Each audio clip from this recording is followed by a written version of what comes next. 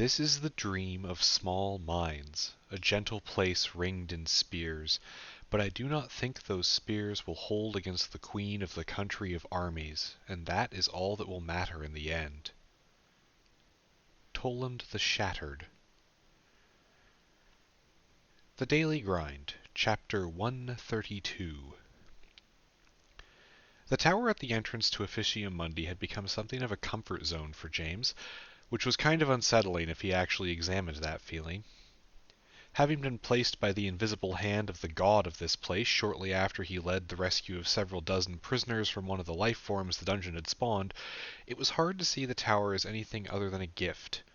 Some people very clearly interpreted it as a threat, a sign that the dungeon was more than capable of reshaping itself to inconvenience them, and the fact that it was now the only safe zone from the periodic resets and alterations to the terrain and hazards that the dungeon performed kind of lent some weight to that.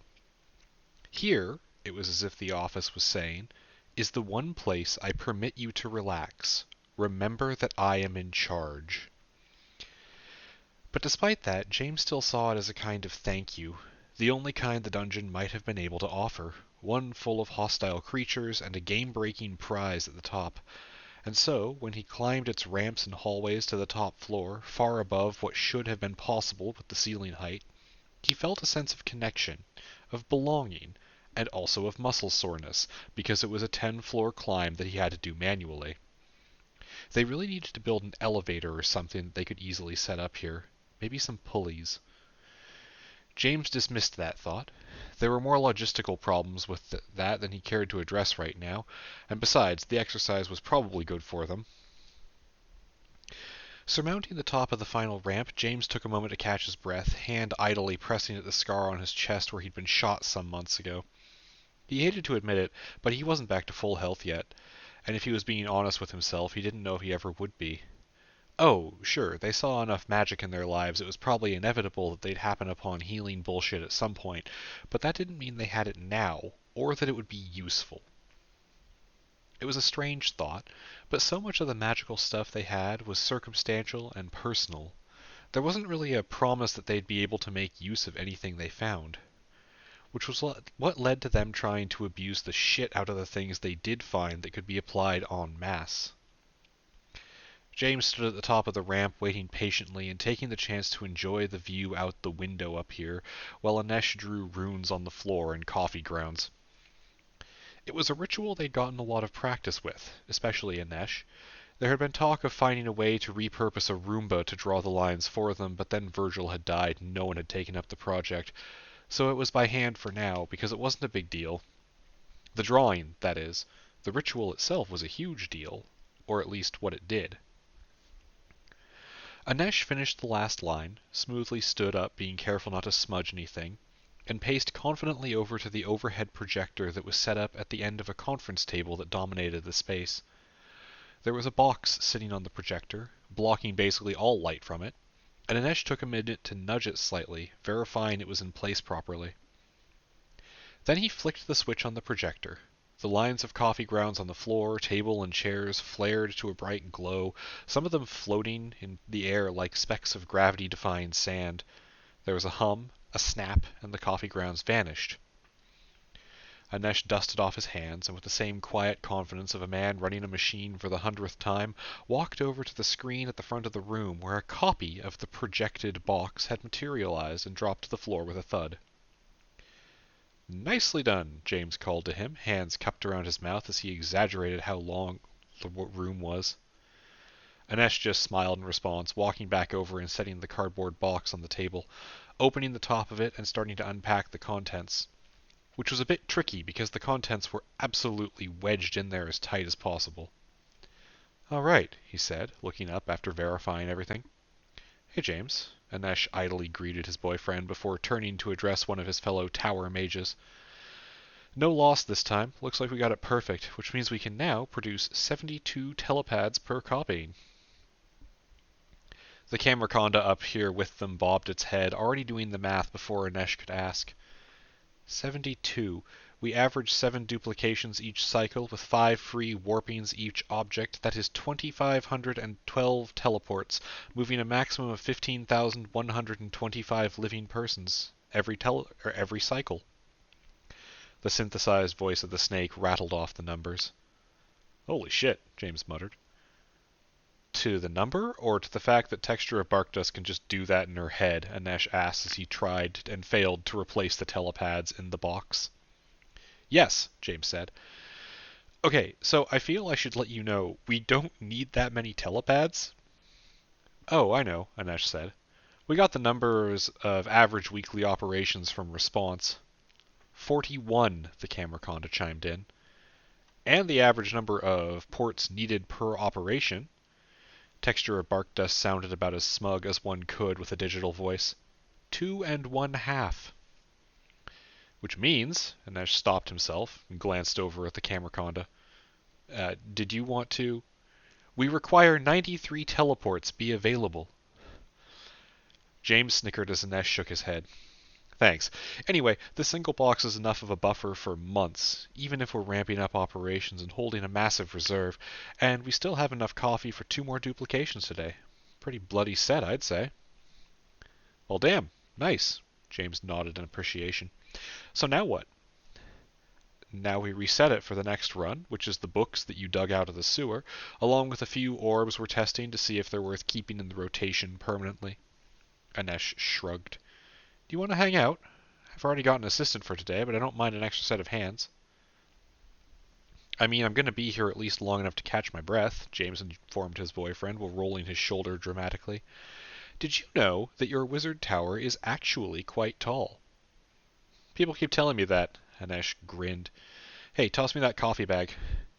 He pointed to a milk crate near the ramp where they stored the stuff and waited for James to lean down and grab one of the bags to underhand lob it in his direction.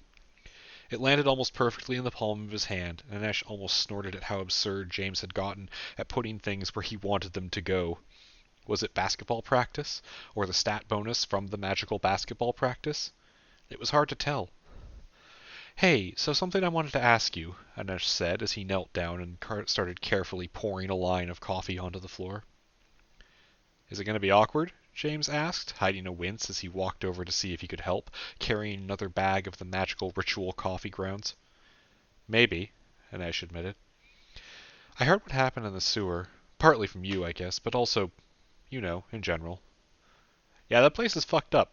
James accompanied the words by sticking out his tongue like he was trying to shed a bad taste. Did I tell you about the arms?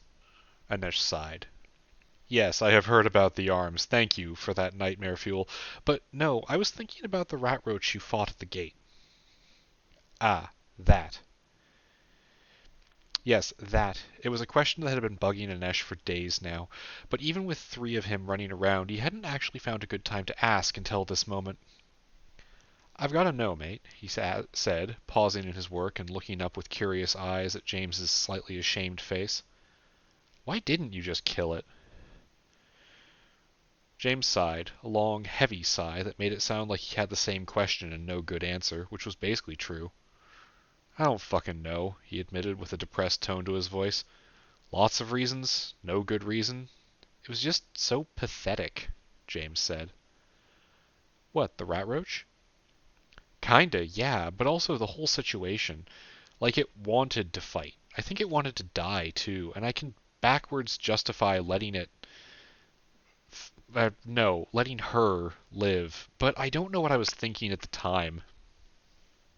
Alright, go ahead, Anesh prompted, sitting back on his heels and waiting. Go ahead what? Go ahead and justify. I want to see how you think. You know that your thought process is interesting, right? James flushed bright red and tried to look at anything in the room that wasn't currently looking back at him. God damn it, stop that. He cleared his throat. But fine. Okay, so, like I said, it wanted to die. Right away that's a good reason not to do it, because the dungeon is creepy and awful. But also, it did something different. It talked. It also tried to stab me. But it didn't bait us into murdering each other, and when we fought it didn't summon the other 100 rat roaches. I think it was fighting as close to fair as it knew how. Weird, Anesh frowned. Right? James sat down next to him, arms spread behind him to prop his body up while he talked. So there's that, but also, and I'm not exaggerating here, it seriously felt like it was getting off on the violence, and I don't want to kink shame anyone, but I wasn't prepared to murder someone who had a fetish for it. Fair. Also, am I allowed to think that's kind of gross? Anesh asked. As the queerest person in this room, I give you permission to think it's gross to orgasm over your own death, yes. James tapped Anesh on the shoulders like he was knighting him, bestowing the ability. Anyway, the other thing, and this is kinda silly. Anesh laid a hand on James' shoulder. Sillier than murder sex? He asked. Kinda? Okay, the Akashic Sewer, and we need to give Sarah a prize for that name, by the way. The sewer steals a lot of metaphors from the school it's under, right? Quizzes, lessons, even the fact that the geometry of it doesn't seem to care what direction you go, only that you are there long enough. Sure, I get that. You could even look at some of the gross stuff as the darkest possible actions of things like lunchroom food or puberty or whatever, Anesh agreed. Which is awful, and thank you for making me think of that. James grinned. No problem. He let the smile fall away then. But here's the thing. You know what I wanted to do in high school? He paused, but it was clear he wasn't actually asking Anesh to answer. Man, when I was in high school, about half the time, all I wanted was to die, James said in a quiet voice, but that didn't make it any less real or painful. I didn't want to be there. I didn't know what I was doing. I was looking constantly for some excuse to die gloriously so I could be cool, but also so it could be over. He took a deep breath, feeling a flutter in his heart, as Anesh didn't say anything, just placed a hand on James's back and ran it across his shoulders. Anyway, in that moment, that was what I was thinking. That it looked like a monster, and it acted like a monster, and it tried to stab me like a monster. But that she kind of wanted the same thing I did when I was a student. So you let her live? I did, James admitted, acknowledged. He sat forward, hands on his knees. I did, he said again with more conviction. Because if there's a chance that they're people, that we can help them, then... Anesh grinned as he trailed off. I mean, that is what we do. He looked across the room to where a texture of bark dust, an inhuman snake thing that could stop momentum by glancing at it, who was also eerily good at math, who merely tolerated pizza, but who loved YouTube videos of otters, was at work. James followed his gaze with a smile that faltered and turned into a confused expression a second later. Ah, hang the fuck on, he said, raising a finger in the air. Wait. Waiting? Anesh rolled to a crouch as James bolted to his feet. What am I waiting for? With a worried jab of his finger toward the now concerned-looking Camerconda, James put words to the panicked question on his mind. How? How snake here, dungeon, green thing, problem. He rapid-fire rattled off nouns and keywords without regard for syntax or grammar before switching to something most humans might recognize as English. Isn't it super dangerous for green life to come back in here? Aren't we at all worried Officium Mundi is going to take control of this person again? Oh, yes, that would be a problem. Anesh's shoulders slumped as he breathed a sigh of relief. This is a test to see if the earring from status quo lets the Camercondas operate in here. It's working so far. Anesh waved a hand, and Texture of Bark Dust tilted her head to show off a dangling metal charm hanging from the side. It's the one that lets you go invisible, among other powers, Anesh answered James's upcoming question. Anyway, we've been in here for a couple hours, and it's fine so far.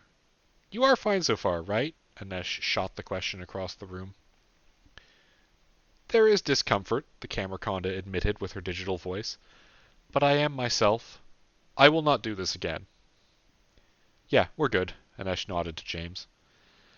I feel like I should have noticed this earlier, he said, taking a deep breath and trying not to panic. This is what I get for being literally 1 minute late to the delve, James chided himself. A minute is a long time around here, Anesh chuckled. Anyway, get off my coffee. I need to finish this. James stood around while Anesh worked, but after a few minutes of quiet, he had to ask the thing that was on his mind. So you're not mad at me for not killing the rat roach? What? Anesh looked up from the ritual reference he was following, surprised. No, why would I be? I don't know, people get mad at me when I'm not ruthless enough. James felt his shoulders droop. Anesh snorted. That's absolutely not true. Except for Randall, but, poor Randall. He died as he lived, failing to properly understand us.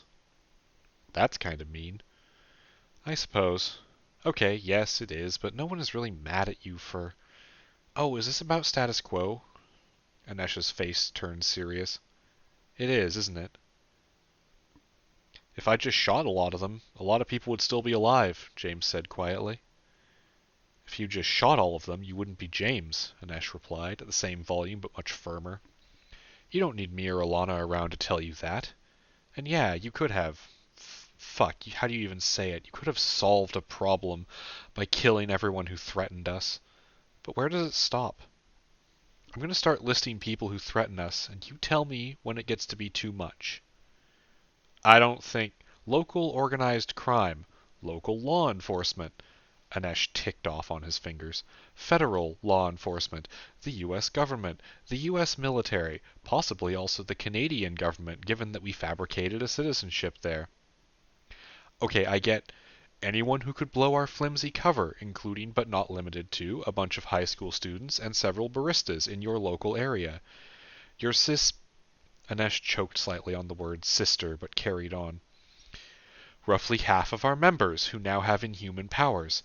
Lua is capable of snapping people's necks by looking at them funny. She is a massive threat.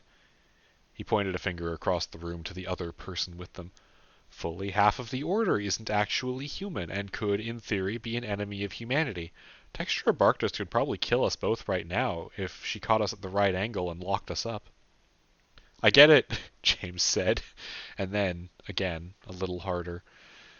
I get it. Also, we've pissed off a cadre of uber-wealthy American oligarchs by screwing up their weird sex cult thing, so there's that, too. That one was just JP, James protested, gaining some energy.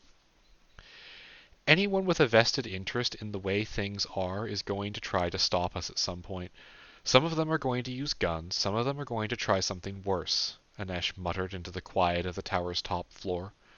And we can't just kill everyone until we're the last ones left. I know, James said. But fuck, I don't want to keep losing people because I didn't make the hard choice. What if that rat roach comes out of the sewer and stabs a kid? What if she gets stronger and stabs you? What if I could have prevented a dozen deaths by just killing her? What if you went back in time and killed baby Hitler, huh? Anesh snorted the question out. James rolled his eyes, instantly scornful. Ugh, I hate that question. Babies aren't responsible for anything. It is a million times more ethical to adopt baby Hitler and then encourage him when he starts getting into art.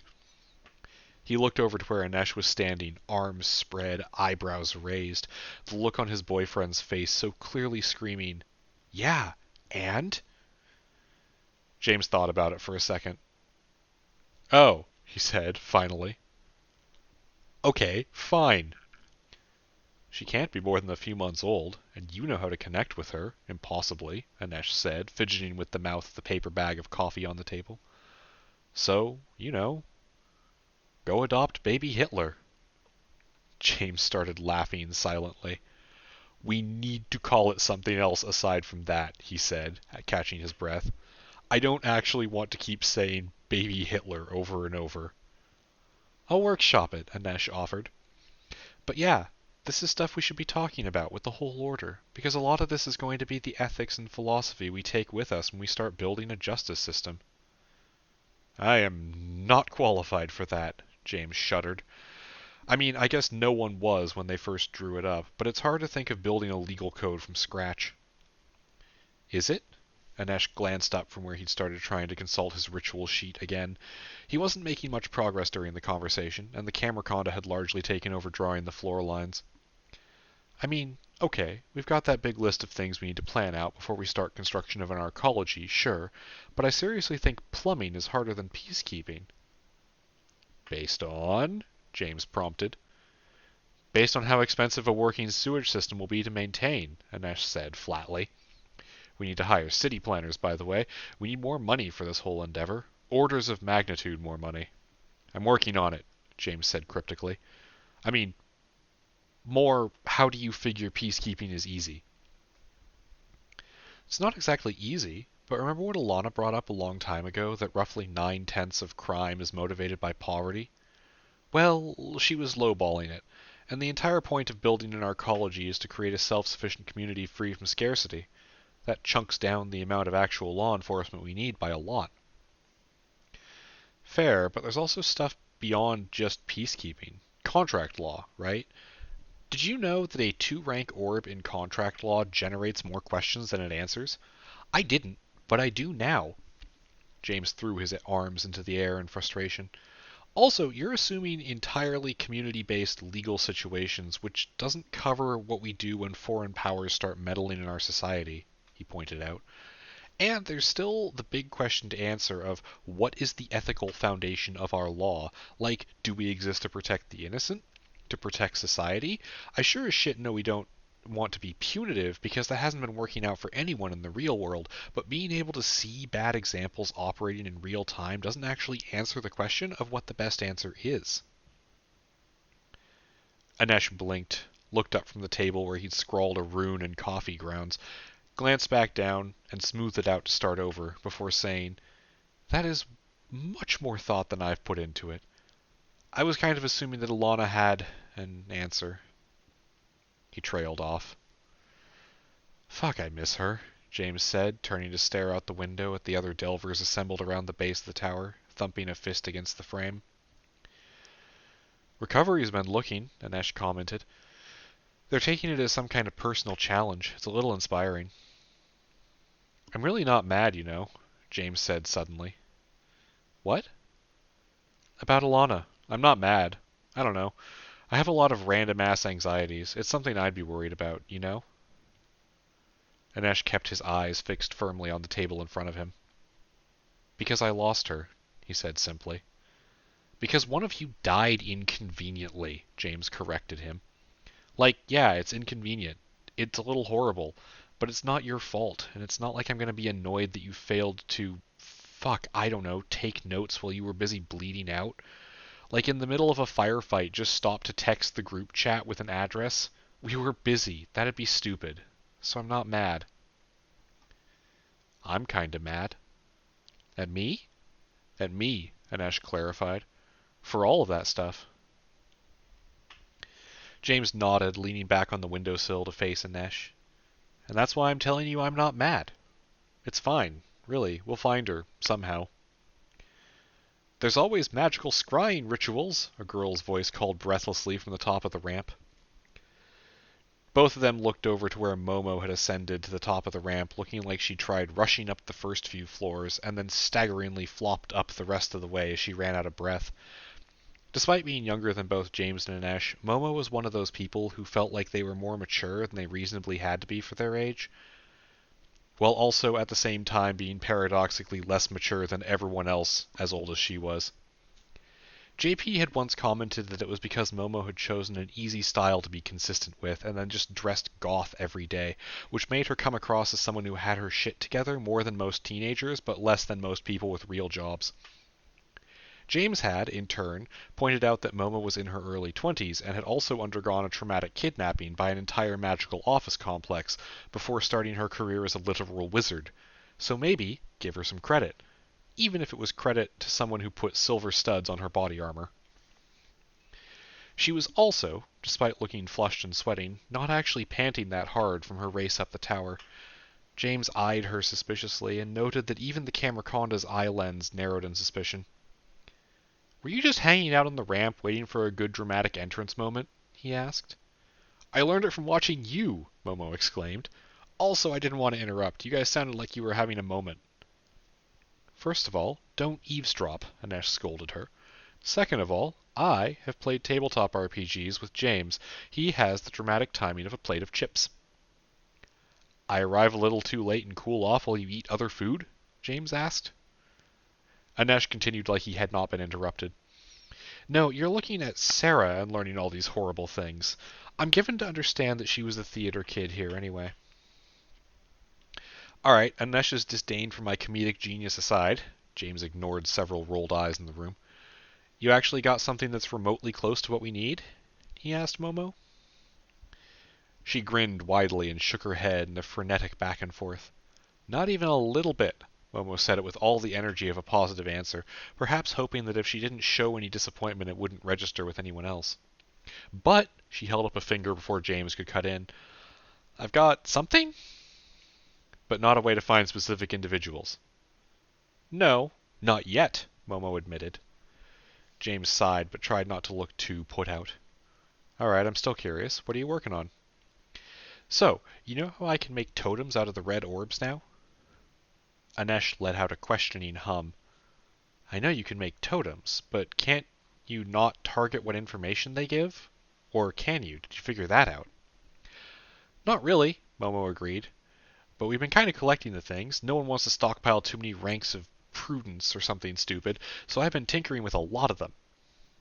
Worrying. They cause brain damage in large quantities, don't they? Probably. Let me finish, you jerk. Momo glared at Anesh while James snickered slightly. Anyway, no, a person can't really process too many of them.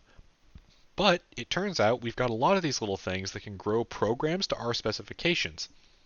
So, what I've been doing is rigging up a system of computers that can process totem data from, like, a lot of them, and then have one controller program that can sift through it all and find things that don't fit or match specific search patterns. It's a very ramshackle panopticon, but eventually it should work? James raised a single eyebrow. The way you made that a question does not inspire confidence. Well, I mean, we need a lot more of the little emerald chips, and I'm not sure if I'll be able to get too specific with it. Honestly, I think the whole thing will be better for finding dungeons than for finding Alana. In an effort to not get too sad about things again, James diverted. So why call it a ritual if it's just a bunch of computers running around with the world's second most personally invasive form of Google? 'Cause it sounds cool. Duh. Was there a reason you were here? Anesh rubbed at his forehead, dusting himself with loose coffee grounds. Not that this isn't interesting, but you are both slowing down my actual project here tonight.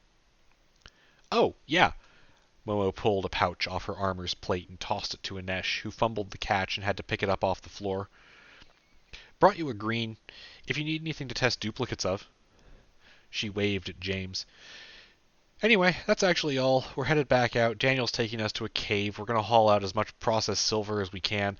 Also, magical computer programs. Guys, our lives are weird as heck. She called the last part over her shoulder as she half jogged, half slid down the ramp again, leaving the tower her way. Anesh grumbled to himself as he shook the green orb out of the pouch. That girl is a spaz. I think that's a rude word these days, James pointed out. American rude or everywhere rude? Anesh asked back. Because your country has weird... You live here too, James cut him off. And we're both trying to build a different country. Fair. Anyway, England rude, James answered the original question. Aren't you from there? Anesh snorted a breath of laughter. Ah, well, that does remind me that we need to get a chip or 10 working on hunting down digital dungeons. I keep forgetting, to the point that I'm worried it's an anti-meme. I'll make a note to remind you if I don't forget, James joked. But actually did take the time to pull out his phone and type a line into his to-do list. So, James segued again, what's left on the copier tonight? More guns that shoot fireballs? More guns that shoot spiders? No one enjoyed that weaponry, Texture of Barkdust chimed in from where she had finished the last floor line of coffee. Including all accounted spiders. Also, weapons are bulky and inefficient uses of our copier space, Anesh said. We've actually got a priority chart on... He scanned the room they were in before pointing. That whiteboard. Basically, if we aren't resupplying consumables like telepads, we make upgrade kits for people. And if we've got enough of those, we test new greens and purples, with a couple copies each night set aside for goodwill. Ah, like the hearts, James said. Yeah, Anesh confirmed with an unseen nod as he walked to the low row of bankers' boxes against the wall and shuffled them around to pick one out. Although right now, I've been thinking we can do better. I hear there's a vaccine in the works. You want to copy that? Oh, God, no. Manufacturing should be way beyond what we can add to. And besides, we don't even have the refrigeration. Remember that we are super cheating with the hearts thanks to whatever blue power Sarah had at the time. We can't really handle most medical things. No, I was thinking we should be making runs of purple orbs that boost immune systems, Anesh said. Doesn't that run into the same problem that we can't really make enough to make enough? James asked. Like, it seems like it would be more efficient to do copy testing of greens at hospitals and hope for upgrades that can affect people in mass numbers, right? Anesh considered for a minute. Good point. But the purples could save lives directly, even if it's only a few. It doesn't fix the whole problem, but you start with one. What? Something Alana likes to say. It's the only answer that feels acceptable to the nirvana fallacy. If you can't save every person at all at once, then instead of giving up, you start by saving who you can. James touched a few fingers to his chest, wondering if the gnawing sensation was from the surgery scar or a deeper hurt. I think she'd be disappointed with me, he muttered. I've spent 3 fucking months doing nothing. We could have been helping. I should have been helping. We never stopped creating human parts, Texture of Bark Dust added as the Camerconda slithered between the two of them to toss an empty bag of coffee into a bin. And now we have something else we can duplicate, Hanesh said simply. We're learning. It's okay. He shrugged. So how many immunity boosters do you think the doc can use? James rumbled out incredulously. 7 billion, give or take? Anesh nodded, keeping his face blank. Okay. He opened up a carton with foam inserts for orbs, perfectly sized to fit on the projector. Let's start with 120 and go from there. You can duplicate 120 orbs at once? James was impressed. That's actually awesome. We can duplicate 60 orbs at once, and they have to be the small ones, which thankfully these are. Also, we'll need to get up to the point where we have 120 extras, so a lot of the testing with other things while we do it. We're still perfecting the procedures, so we maximize gain. Anesh sighed. I don't think we're using this right. It feels like we're missing something obvious. Anesh stared at the projector screen on the wall, still sporting a few finger-sized bullet holes from where he and James had claimed this place from its previous occupants. You know what this whole thing makes me think of? James asked suddenly. That we don't appreciate our magical adventure space nearly enough? No. Yes, okay, that too. But also, just how fucking annoying poverty is. James spit the words out with a sudden venom that Anesh wasn't expecting. Anesh looked up from where he was adding labels to the orbs in the copy crate. Annoying? Maybe the wrong word, but okay, look, we can literally make matter out of nowhere, duplicate anything that isn't too big, and yet we can't even make a dent in the nature of poverty, even in just our small city. There's too many people, it's too fucking big. But also, every time we try to think of things to copy, we end up with this circular conversation where whatever we come up with, it'd be more efficient to just do it manually. Like, with the vaccine thing, you said the manufacturers could make more than us, probably in 5 minutes, and they've outdone our wizard bullshit. That's kinda great, he trailed off. But? Anesh asked as he replaced part of the foam in the crate with 2 books from the school, wedging them in at an oblique angle. But if it's so easy, why in the fuck do we pretend we need some kind of future tech to get to a post-scarcity society? James didn't realize how angry he sounded, even though he felt it. In just this country, something like 30-ish% of food doesn't get eaten. 30%. Starvation should be an illusion. There are literally more empty houses and apartments than there are people without homes. And every time I drive past the new apartment block being constructed near our place, my blood boils. If building more homes helped, then you should be able to pay rent with loose change and a Taco Bell gift card. He chopped his hand down in a furious motion. Poverty is fake. Every single problem we have is just logistics, and yet we're sitting here trying to figure out how to fix problems that shouldn't exist. He almost yelled the words. with goddamn magic that would be better used making everyone immortal and happy instead of trying to prop up a healthcare industry that's so focused on the industry part that we don't have enough organs. Silence greeted him, his boyfriend and the Camerconda assistant staring at James with concern and confusion respectively. I don't know how to fix that, Anesh admitted into the still air. What is poverty? Texture of Bark Dust asked. It's when you don't have enough to sustain yourself effectively, so you have to go to excessive lengths to stay alive, and you're punished in various ways that make it harder to build a better way to sustain yourself, James answered. Ah, like us. The Camerconda bobbed in a nod. Sense. You rescue people from things. We rescued you from a dungeon, not from... James stopped and then thought about it. Okay, yeah. Now your dungeon causes more poverty, the Camerconda stated matter-of-factly. So, you rescue people. We call them a government, Anesh interceded, not a dungeon. I learn, Texture of Bark Dust made a mental note. 30%? Really? Anesh refocused on what James had said. Why? Where does it go? Part of it's feedstock for farms. A lot of it gets thrown out mostly. It happens at either the highest or lowest level, which is why it's a problem. Either a farm doesn't sell its product, so it gets shipped to a landfill, or the individual person doesn't use what they buy, and it ends up in the same place. James's shoulders slumped. And it's really hard to get people to buy exactly as many tomatoes as they need, which is part of why this is a problem at all. A lot of the solutions are specific and finicky, like making grocery stores more accessible, which incentivizes smaller shopping trips, or centralizing food supplies, improving preservation techniques. Isn't that what cans are for? Anesh asked. I more meant finding magical bullshit answers, like how we can keep lettuce in our apartment for like a month now.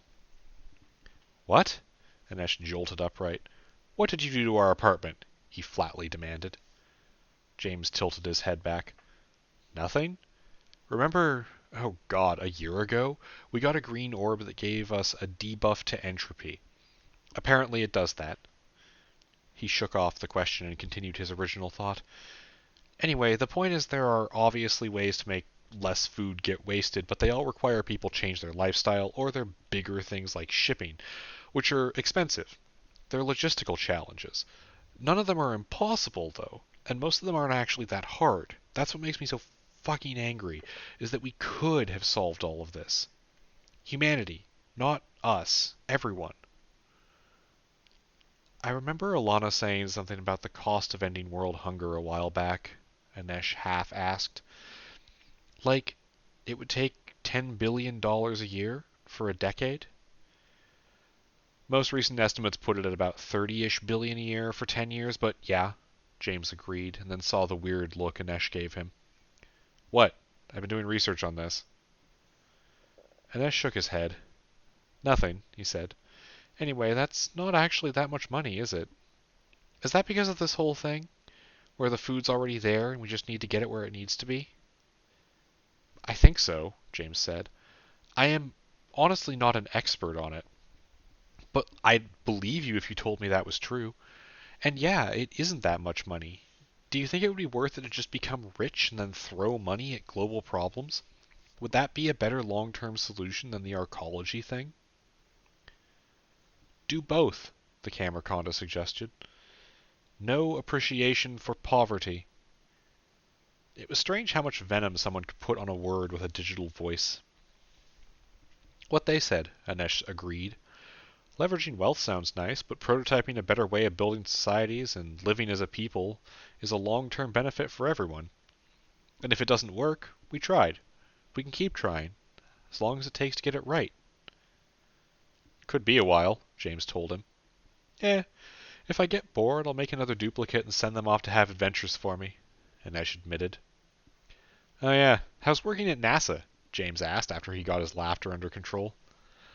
Anesh shrugged. I don't know. The me that went off to have adventures isn't available to plug into that often. I feel like you're a one-man example of the parable of the choir, James said, still smiling. He felt a little better having expressed his frustrations, and even though the problems were still there, at least now he knew what they needed to fix. Is that the thing where choirs can hold notes forever because there's enough people and you can't tell? Anesh asked. What is a choir? Texture of Barkdust asked. James jumped a little at the voice that came from right next to him. Okay, that obfuscation power of yours is working too well, he said as he let the adrenaline shot bleed out of his chest. A choir is a group of singers that... I actually don't know how to explain this properly. I will find you some YouTube videos when we're out. Thank you, the Camerconda bobbed in appreciation. So this food thing, Anesh circled back. Is that part of the benefit of your arcology idea? I've read some of the stuff you wrote about it, but most of it was about the practicality of construction and not the broader social element. Yeah, it's one of the things, James nodded. You can have food production be scaled to population and be local. Of course, usually that would mean having hydroponics or artificial meat production facilities, with maybe a few natural farms surrounding the area. But if we can actually make the orange orbs work the way we want, we could maybe compress a whole indoor farm and ranch into a building. Anesh held up his hands in front of his face, eyes wrinkled as he tried to process the thought. He clapped his fingers together a few times and then figured out the words he wanted. I want this to not seem awful, he started. But isn't it insanely dangerous to have orange totems as a foundation? What if they break? What if someone breaks them? He met James's eye. We are not going to have a shortage of enemies. Having a single point of failure like that seems massively problematic. I've already got Reed and his people working on redundancies as part of the development, James said. He wasn't offended. He agreed 100% with Anesh's analysis. They've already made some actual progress, by the way, and no one has died, James said in a saccharine, cheerful voice. Also, I figure we draw up all our maps with obvious spaces that have the totems in them, and then put fake totems there, then bury the real ones 2 miles underground. I don't know, I'll talk to the architects when we're ready to hire them. When's that going to be, anyway? Anesh asked. Not that I'm complaining that we're dragging our feet, but what are we waiting for? More money, for one thing. Which we are working on in a lot of ways. But mostly it's for the orange orb research to get to a usable point, and then to find the right combination of greens to make things not perfect, but good enough, better. And it's not just architects. We're going to need to hire a whole brigade of experts. City planners, craftspersons like plumbers and electricians, psychologists, lawyers. If we can get some of the people who worked on the Shimzu Pyramid or Arcosanti, I'd kind of like them too. Worked on what? Anesh looked confused. Arcologies. One early attempt at a prototype, and then one modern one that isn't done, and is, I'm pretty sure, also used as a plot device in the Deus Ex games, but they call it something different. The new ones. The new arcologies? The new games. Did you ever play Deus Ex? No. Wait. What? Anesh leaned forward on the now sealed duplication crate on the table in front of him. I'm sorry. What? There are real arcologies? I thought this was a science fiction thing you wanted to bring to life. James looked slightly offended, tilting his nose up as he answered. Of course they're real. You didn't read my report at all, did you? He accused his boyfriend. I read some, Anesh protested. Also, you never read my dissertation either, he tried to counter James's indignation. Anesh, I love you passionately, but your dissertation was on math that counts as a cognito hazard for most humans. James chuckled. That's fine. It was mostly just stuff that we passed off to people smarter than us anyway. Smarter than me, certainly. I think you underestimate yourself, Anesh told him. James waved it off. He knew he shouldn't. He was letting his innate depressive instinct for self-depreciation in again. Anyway, you know the important part, which is the whole point. Build a community that's sustainable and compassionate. A community where weakness and flaws don't get people excluded. A place where we take care of each other because life is valuable. That's what matters. Everything else is fiddly details. I love you, Anesh told him with a wavering smile. Then he laughed a little, still kind of embarrassed at his own words. All right. Well, want to watch me violate the laws of conservation of matter again? We're ready to go here, and if you help, instead of distracting me, we can get the last 2 runs done quick and maybe go hunt down a tumblefeed or something for fun. Absolutely, James agreed with a grin. Let's see if copied schoolbooks work. I'm actually excited about this and also a little concerned, but whatever. Anesh grinned, flicked the switch, and a box full of power popped into existence with a flare of light. As it turned out, after they shared the duplicated books with volunteers to test them, they did work. The only downside was, as James put it was the same lesson. Nate and Deb both had writing at 0 out of 100, but that number didn't go up unless both of them learned the same fact or piece of information. They were taking the same class, as far as the sewer was concerned.